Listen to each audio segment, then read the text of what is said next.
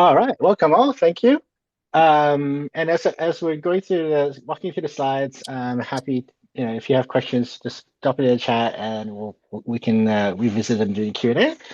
But again, thank you for taking your time out of your busy days, whatever time zone you're in. So this is our third NGFP Q&A session. And like I said, it's wonderful to see so many people showing up and including those here to support us as part of the Q&A session, like Olga and Daniel, and I think I see some other folks in it as well.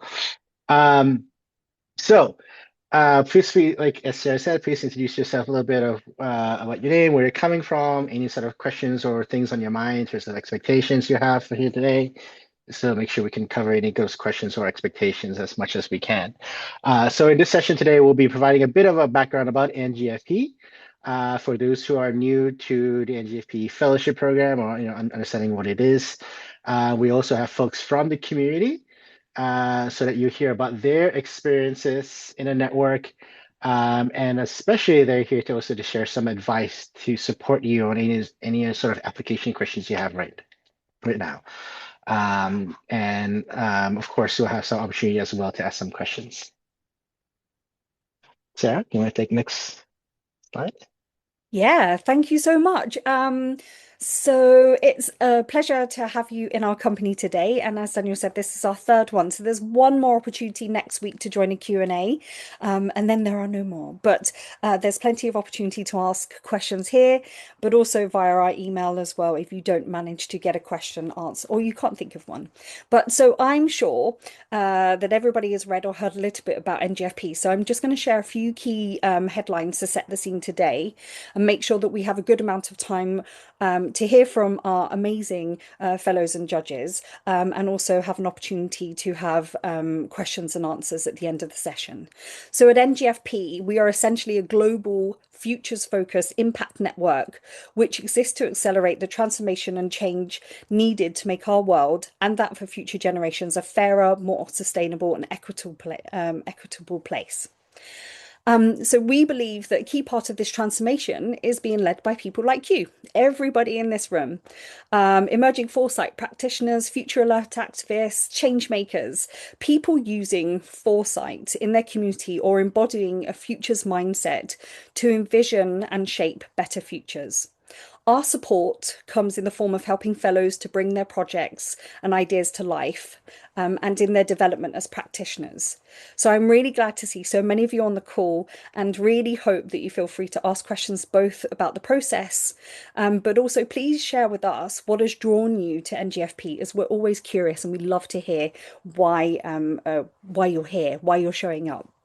I should say that the importance of NGFP is not just about helping individuals, but also about addressing systematic inequalities that mean that these incredible people from all around the world with hopeful, remarkable ideas about what the futures could be have the access to power brokers and decision makers or resources, network, training that they need and traditionally don't have. And through our global network, we are aiming to address this issue at scale. In terms of what's involved in the fellowship, support does come in different ways, some of which you can see on this lovely slide in front of you. So we try to provide a more focused support during the first year of the fellowship. So treating it more like an accelerator period where fellows can experiment, make new connections, take part in foresight training, and all of the things you see. We also encourage fellows and wider network members to build their own adventure. So we offer the containers for activity emerge, like the thematic hubs, the online WhatsApp community, network-wide learning sessions, and a weekly opportunities bulletin, allowing space for people and projects to flourish. So the important points. Before I get into funding and eligibility and foresight transformation missions, I just want to explain a little bit about what the difference is between becoming a fellow and a member of the wider network.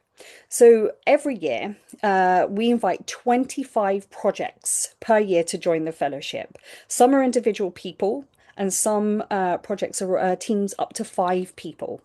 And then anyone that applies and meets the criteria and goes through to the judging process successfully, we invite them to join our wider community, the Sensing Network. So here you still have access to the WhatsApp community, virtual events and learning sessions, and can also join the hubs. So it's well worth applying. So last year we invited just over 200 people to join the wider network. So there aren't just 25 places within the network, there's 25 spaces for more focused, tailored support. So the fellowship comes with funding, so all 25 fellows and their projects receive $1,000 prize, and then have the opportunity to apply at the end of the fellowship year for the New Horizon Fund. One project will be chosen by a judging panel to receive that New Horizon Fund of $10,000. On eligibility, you must be between the ages of 18 and 35, or if you're over 35, but you've been experimenting or working with foresight for a year or less, you can apply. This is just to ensure that the cohort begins at a similar level of experience. And a few other key areas our judges are focusing on this year is that people and projects are committed to community and network building. They have a brave, pioneering, futures focused project idea for lasting change at the systems level in their communities or globally, and can benefit from foresight. So, what we mean is, project will be enhanced, scaled, impact deepened by using foresight. That's the kind of thing we're really looking for. And you can be and apply from anywhere in the world with any sector focus, but primarily targeting those anchored in the global south. So currently living there and a project impact taking place there. The foresight transformations are identified global challenges, challenge areas by SWAF and NGFP, so particularly seeking projects addressing some of the issues arising as part of these challenges. We've introduced two new FTMs this year, which are rural futures and health, just there at the bottom. And we've merged peace building and nuclear security, so making peace and security FTM.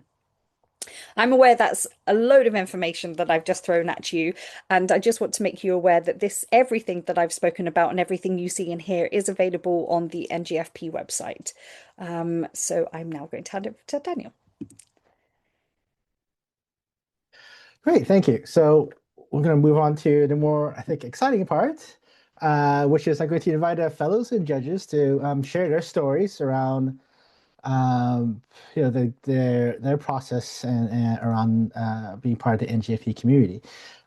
So we hope that by hearing from our community members in this way, we can further support you in the application process. So not hearing from quote unquote official NGFP team members, but actually people who have been part of the process, both on the judging side and both as a member. So I think today we have um, uh, Ida, who's a fellow, I believe, Ida, you're calling from or zooming in from Uganda, I believe. We have Daniel Kaplan, who's a judge from Plurality University. We have Olga, who is both a fellow and a judge. And I think Raven is not here. I don't know if Raven is. I'm not sure. But in any case, they're going to go ahead and share about their experience and insights on the fellowship process. So once we've heard from everyone, we'll be opening the floor for questions, of course. And please, as you questions or ideas come to mind, whatever they are, please drop them in the chat, and we'll get to them during time. But I'll now hand it off to our speakers, so to speak.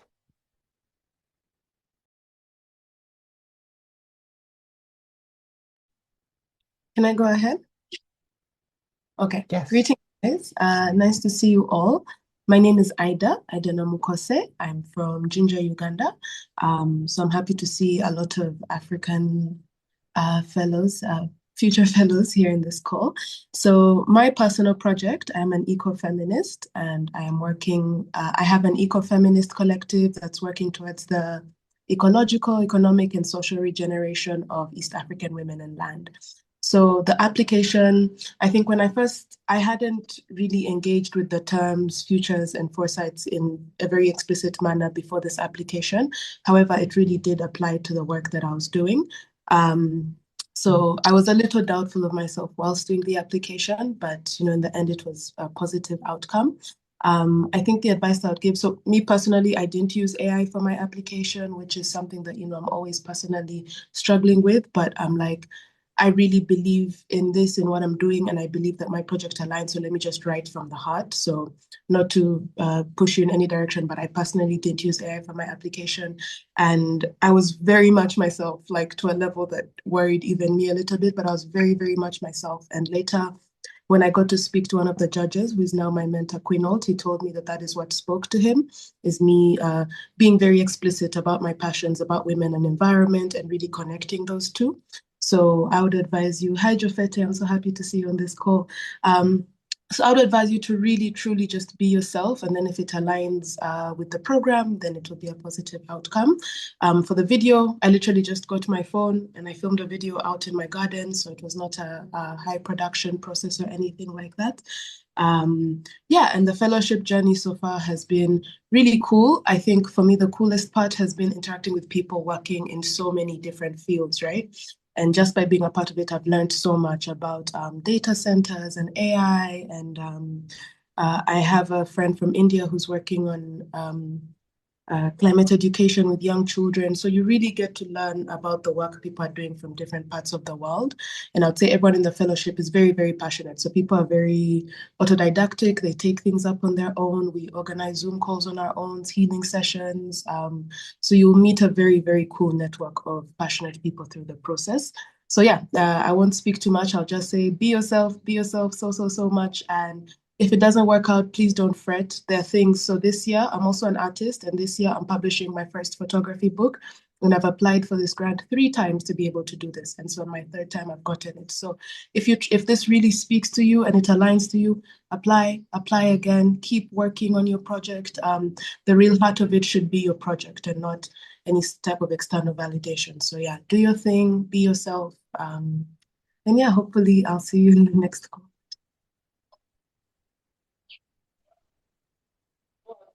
Thank you, Anna. I appreciate the be yourself and the underlying message about persistence as well. Appreciate it. I'm just gonna go left to right if that's okay on the names we listed. So Daniel, other Daniel, Yeah. I can jump in. Hi, and sorry for the glasses, but I have an eye problem today, so it's better for everyone, I think.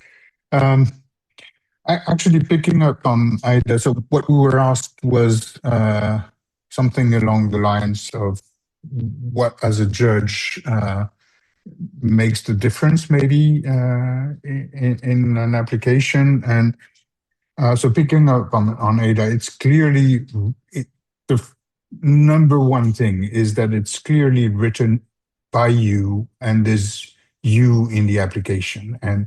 And she's absolutely right. I didn't see her application, but in the applications, when there was something really deeply felt, deeply authentic, even if it didn't match formal criteria, it made a huge difference. And that connects to me. And this is going to be very personal. I'm not sure every foresight professional will agree with me, but I'm more interested in applications by people who are not professional futurists, but who put futures into something else. Again, as Ida has done, she has a passion, and then she found the use of working with futures in order to go further, in order to reach out to different people or to deal with different issues. So futures work is important when it's not on its own, but when it's embedded in other dynamics, realities, and needs. And that brings me to the third aspect, which is that I personally, and again, I come from technology, I come from futures work, and I'm more and more skeptical of futures work that's only done with experts and whose only target is decision makers who end up not making decisions. And so I'm really interested in projects that are serious about involving those concerned in the futures work, whoever they may be, whoever the community you're working Maybe it can be kids, it can be people in a locality, it can be professionals in a certain area, it can be whatever. But how you use futures, imagination, and of course, whatever you are passionate about, to involve people, make them feel that they are actors in the future, their futures and the future of whatever community, again, they're or communities they're members of. This is where futures work makes a difference. It doesn't really makes a difference if it says super smart things about anything about the future, because other people can do that. If it makes a difference in the process of involving people in becoming actors. So this is really what I personally look for in an application. Thank you. Thank you for that, Daniel. And please, if you have questions, or what questions you have, just start writing in the chat and we'll get to them. And just kind of repeating a little bit of what you said there. The two things for me is, doesn't have to be, or even, we are excited about folks who are not just quote unquote, professional practitioners in the field, but people from all areas of life in the world. And also, I think what you said about the community aspect is a key part. Actually, if you look at our FAQ, where a key portion of the work is not just that futures component, but really that engaging with your community, right? How does the work you do help empower your community to create that change, right? So it's not just decision makers, quote unquote, but really a more participatory, bottom-up stakeholder approach. Now I'm going to hand it over for last but not least to Olga. She is, I think, going to bring, I'm sure, some interesting perspectives because she's been on both sides as a fellow and a judge. So I'll hand it off to you. Yes, thank you. And hello, everybody. And I will be now speaking mostly as a judge. And I agree to everything Daniel said. I mean, Daniel the judge, sorry, because that's what resonates with me. And I'll add some technical stuff that can help you, make an application that is easier for me as a judge to read. But first, I would like to say that I would like to thank everybody actually who makes applications, because I understand it's an effort and it's exposing yourself and your idea that is might be not very developed. You are not sure about something, so we know that, we appreciate that, and we try to be gentle really with your ideas and your projects. So what I would like to add as a judge is that maybe like the most important thing is to be clear and simple, because judges see a lot of applications. If a text is very long, very beautifully done through ChatGPT, I suppose, it's hard for us to really keep in mind the core idea, to remember it, and it all starts to really like make a blob after a while. I understand that majority of us here, including me, are not native English speakers, so there is a temptation to use ChatGPT to make a better text. But the unedited texts of that kind are very thin, and usually they are not of best quality compared to what people do themselves, even if they are not perfect in terms of language, grammar, structures, and so on. So just try to really be simple, clear. We are able to see the idea, and what we value is the idea, not the stylistics, not the grammar, not the beautiful English. And the same goes for videos. Again, a video from a cell phone where you just, in your own words, speak about what you think is perfect, really. And what I would also add is that I personally value, and I think a lot of judges have the same opinion, I value it when I see in an application some real steps. So that's what I'm going to do. Not only the idea I have, so that's my concepts, that's my plan, but I would like to start with, even if it's a very first step, like outlining this and that, talking to this and these people, finding somebody who can participate, anything, just some real steps on your way that you are going to take. Because quite often I see applications that outline a big vision of a future project, but not the to-do things, like what you're going to do, because then we can understand how we can help you if we see those steps. And also make sure that you have some connection to the future in your project, because quite often we see great social impact projects, and we see that they are connected to the future, but it's not explained. There's no need to be a futurist. There's no need to be a foresight professional. Just explain what is like the future part of your project, how you look into that, what you want to create further, and so on. And I think that's enough, really. So be yourself. That pays off. That's the best strategy.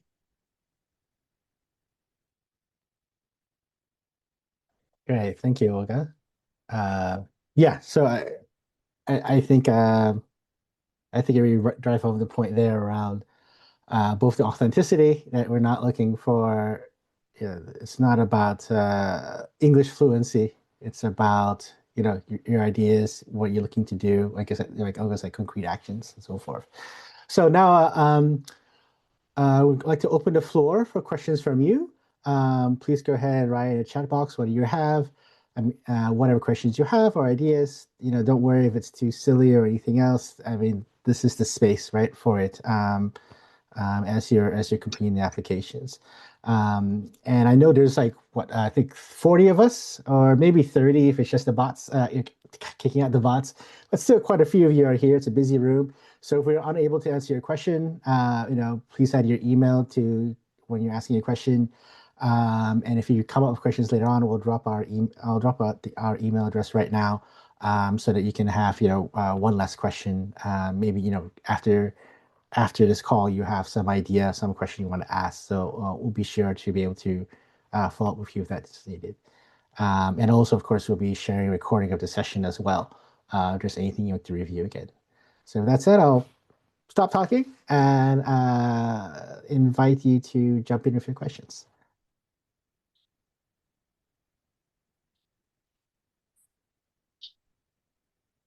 Oh, actually, I see a hand up. Sorry if I mispronounced your name. Jerusha? Hello, I hope you can hear me because it's raining quite heavily outside. Yes. So I'm from India. My project is in Goa. I just wanted to understand what you mean by futures work. Like when you say that our projects should be looking to the future, could you maybe give an example of what that would mean?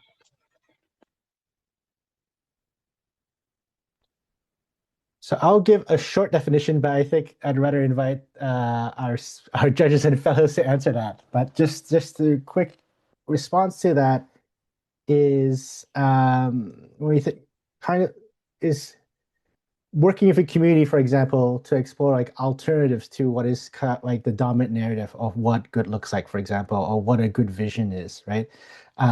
So that is one definition I can give you on that. Is working with them from a community or bottoms-up perspective to explore, to reperceive what's possible, right? Instead of just saying we want more of the same, but perhaps something that's more authentic to the community. Perhaps it's rediscovering heritage or traditions or old visions or values and remaking it for what's applicable to the community. But I'll stop there, and I'll let Daniel or Olga or even Ida if you have to jump in. Bye bye, no.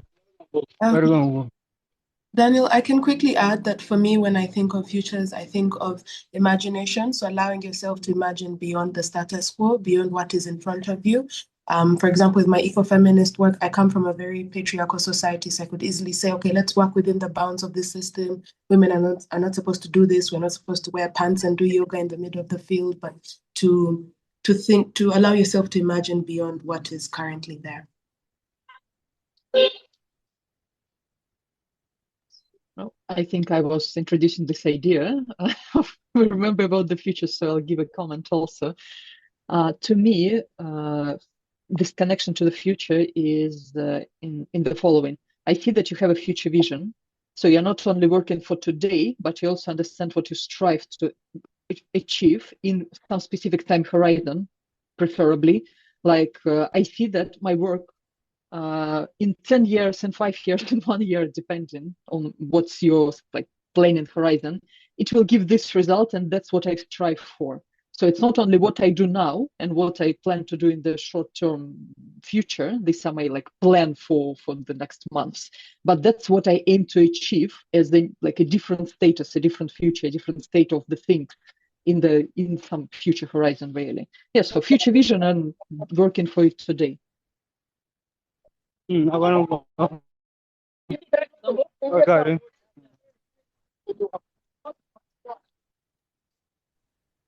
Great, and I see two other hands raised. I know you have questions on the chat, but I see Sarah's answering them. Sarah, let me know if there's some questions maybe it would be good to bring to our panelists today. I see a question from, oh, again, apologies if I mispronounced the name, or Oro Onyango.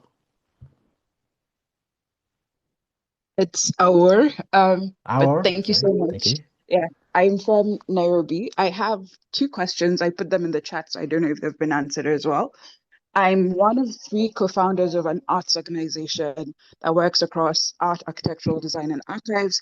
And we're considering reverse futurism, which is the idea of creating futures from paths that have kind of been broken away by colonial legacies. And my first question was, can we apply as a collective, the three co-founders, or will we have to choose one person to apply? And my second question is, do we then choose a project that we're working on in the organization, or can we apply as like our mission statement being this reverse futurism angle?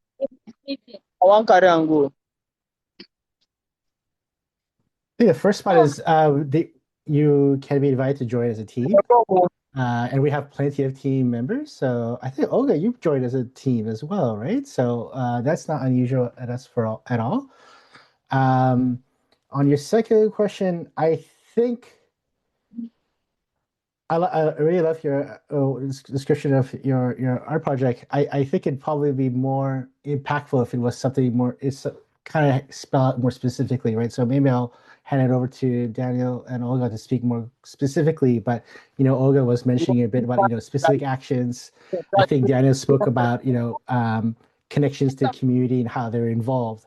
So I think if your work is already doing that, then I think that's easier. But if your work has elements of those that you want to advance forward, then this is an opportunity to do that. But I'll stop right there and invite either Daniel or Olga to jump in. I think it's clearly helpful to judges to know what exactly you want to do and what exactly we're supposed to support in a way. So and there's obviously a balance that is it's if you're a community, if you're a group and you're doing a number of things, it may not be to create a project. I mean, you shouldn't create a project just for NGFP, but maybe highlighting one or two activities which really help us understand what we are looking at, what the goals are, how you intend to achieve that, and also how NGFP will be helpful. Because that's I think sometimes a discussion we had among judges. There's this application, this project, it looks cool, but they're actually going to do it, and we're not going to help them at all, or they don't. We don't think we're the community they could benefit from, so we need to understand that your project will really benefit from everything that NGFP is capable of bringing, meaning that we need to understand what specifically you want to do with that community.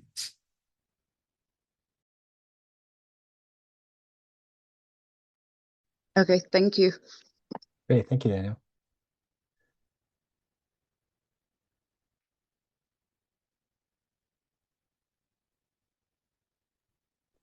There's a recent question by Mehdi around team applications versus individual applications. So the question is, what are the key differences between the opportunities for teams versus individual application?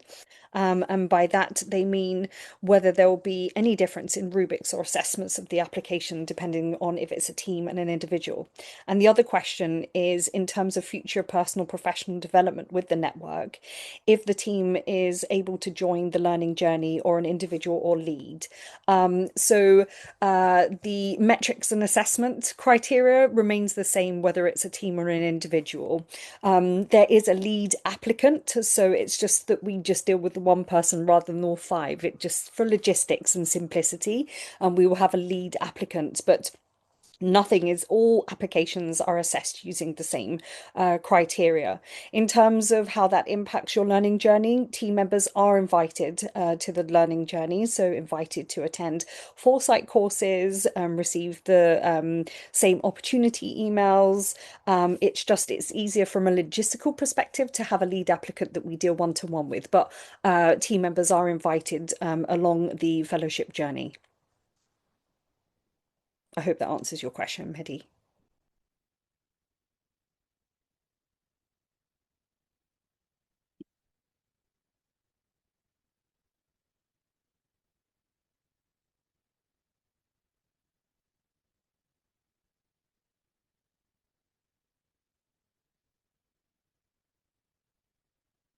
And just flagging another question that was answered around, can projects that are just in their ideation phase still eligible for application?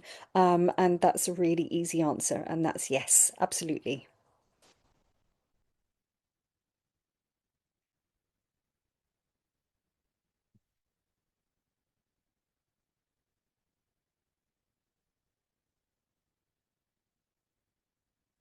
I think a question that I had when I was still applying is, does your project have to be registered? Does it have to be, does it have to have been running for a certain amount of time?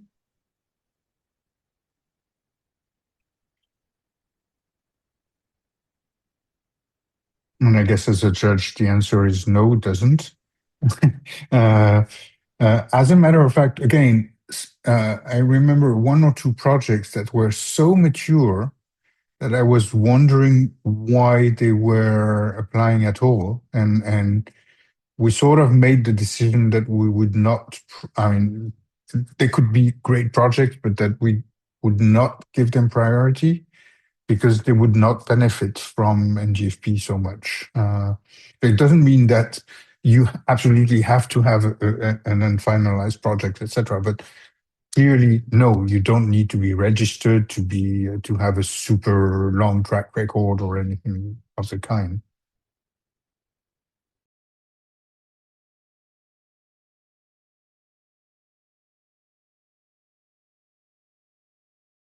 I think in the chat there was also a question about age, because as far as I remember, I also had that question because my project partner was quite not a young person.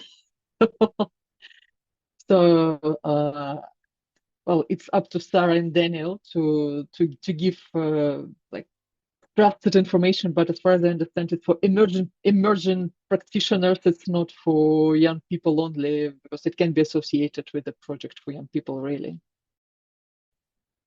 Yeah, absolutely right, Olga. So in the criteria, it's between ages of 18 and 35. If you do creep over the age of 35, then eligibility comes down to with 1 year or less experience within the Futures of Foresight space.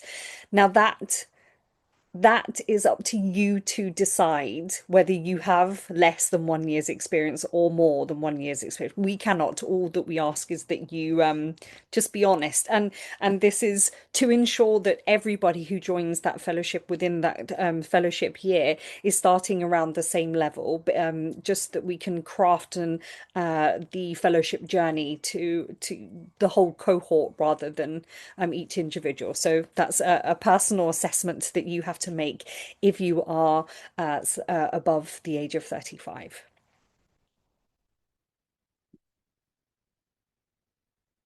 And we're coming to last few minutes of this Q&A. So if you do want to hear, thank you, some direct answers from our judges and fellows, then please do put your hands up and then we'll move to what's next.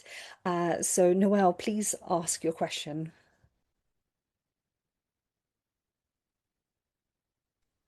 Thank you. So I'm also part of African Art Agenda, which Aurora spoke about. And how we work is we have a bunch of activities going on within our organization. So I'm just wondering if she applies for one and I apply for one, is that something that's allowed still within the activities that we carry out? Or would you recommend that we pick one and apply, maybe through her and let that be it?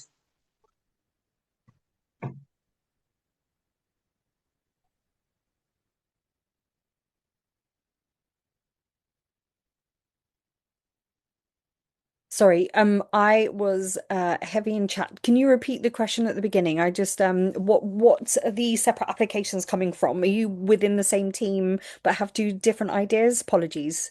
Noelle, Yes, that's it. That's it. Two different ideas, but same team, two different people applying. So how do you guys feel about that, or should we just focus on one?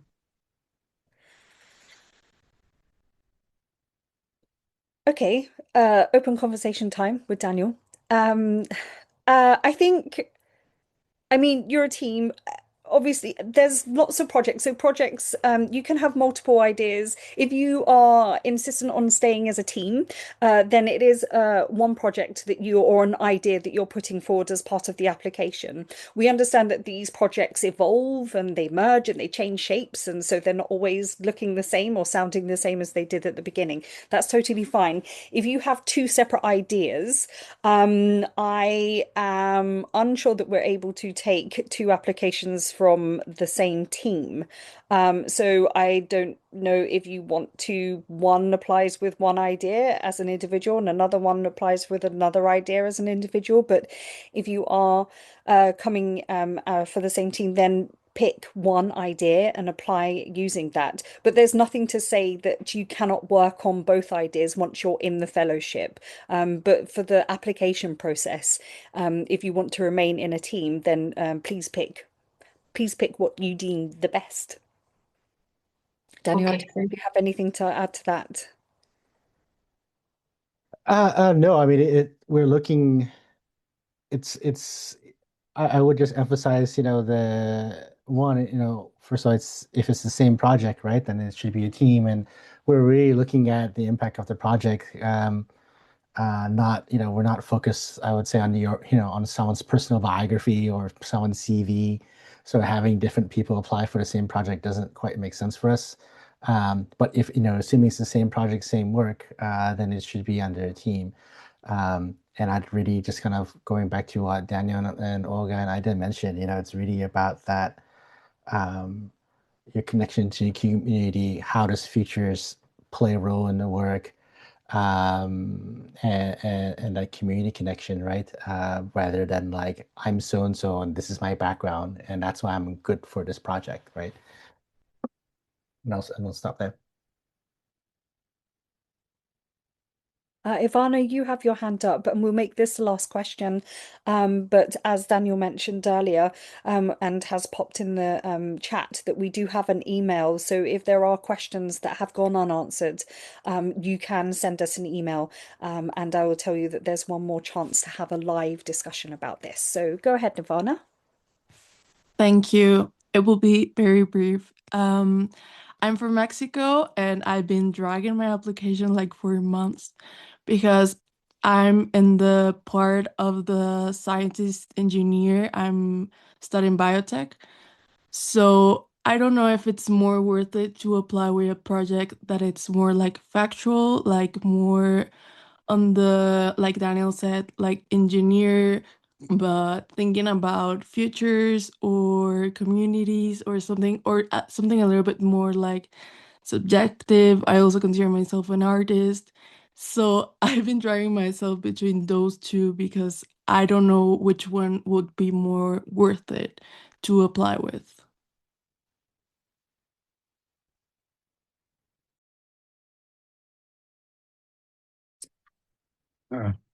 I'll try to answer, but it's a hard one because I don't think that judges would have a definite idea. The real answer is what matters to you most. And so this may be, and I know it's a tough one, but this may be the chance to decide whether at this very moment it's the artist in you or the scientist in you that wants to do something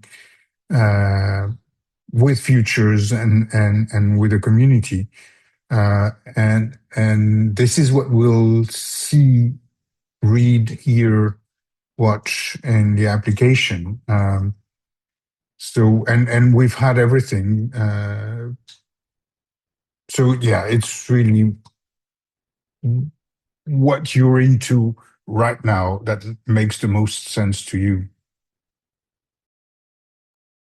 I would also add that I remember seeing applications, and I think it was also such applications were also among the winning ones that come from STEM, that implies some engineering basis. So it's not a restriction, and it's also a way to create a better future. So why not, of course. Perfect, thank you. Thank you. So as we look ahead, we just want to share with you some further opportunities to get as much support as you can for your applications before we close. So here is a bit of our timeline. So applications close on the 26th of June, so that's at the end of this month. Our final Q&A date is next Thursday, the 18th, and that is a Q&A, but it does have a MENA focus. This is, even though it has a MENA focus, and we will be joined by our partners, Dubai Future Foundation for the MENA FTM. But if you do have any questions about the fellowship, please do join us because we will be covering all aspects of the fellowship. Here are some links, and we'll drop the email again in the chat.